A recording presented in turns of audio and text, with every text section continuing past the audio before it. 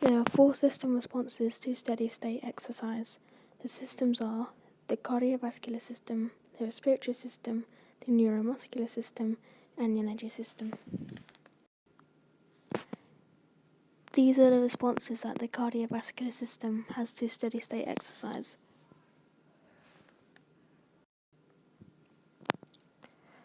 When we exercise, we produce a great deal of excess heat.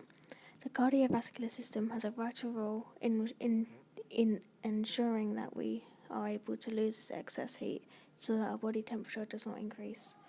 Excess heat is lost through sweating and dilation of the peripheral blood vessels so that the blood passes close to the surface of the skin. This causes sweat and that cools down the skin surface. Heart rate peaks during the first few minutes of exercise and then has a constant rate or levels off until we stop exercising, and the heart rate will then slow down and eventually level off again or until we are at our resting heart rate. Systolic blood pressure will raise with exercise, but with diastolic there will only be a slight change. Another response is stroke volume. The increased volume of blood will stretch the cardiac muscle more than usual. Stretching the cardiac muscle will result in making the heart contract more, which then leads to more blood being pumped with each contraction. This altogether increases stroke volume. These are the respiratory responses to exercise.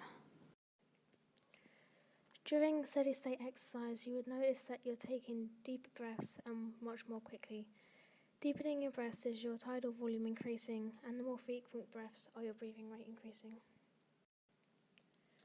Oxygen is released by hemoglobin in places where there is little oxygen, such as exercising muscle. The S-shaped curve is the oxygen dissociation curve that shows the ease of how hemoglobin releases the oxygen once it is exposed to tissues with different concentrations of oxygen. The blood in the lungs is rapidly saturated with oxygen, but only a small drop of partial pressure of oxygen results in a large drop in the percentage saturation of hemoglobin. The hemoglobin readily unloads the oxygen for the use by the tissues in exercising muscles where there is a low partial pressure of oxygen.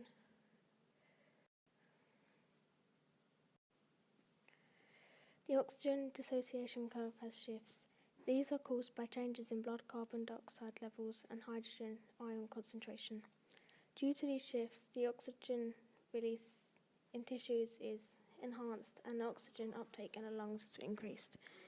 During exercise, the increased production of carbon dioxide makes the blood more acidic.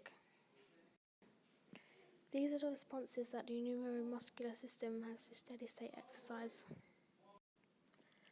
The muscles become more pliable during exercise. This is because more blood is pumped through the muscle and excess heat is made, which warms up the muscle. The warmer the muscle is, the more pliable it will be. As well as being able to be stretched further, heated muscles also increase the speed that nervous impulses are being sent and received. This is because heat increases the speed of transmission. There are three energy system responses to steady-state exercise: anaerobic glycolysis, aerobic ATP production, and the Krebs cycle. Anaerobic glycolysis involves the breakdown of glycogen in the absence of oxygen, with the formation of ATP plus lactic acid with other products.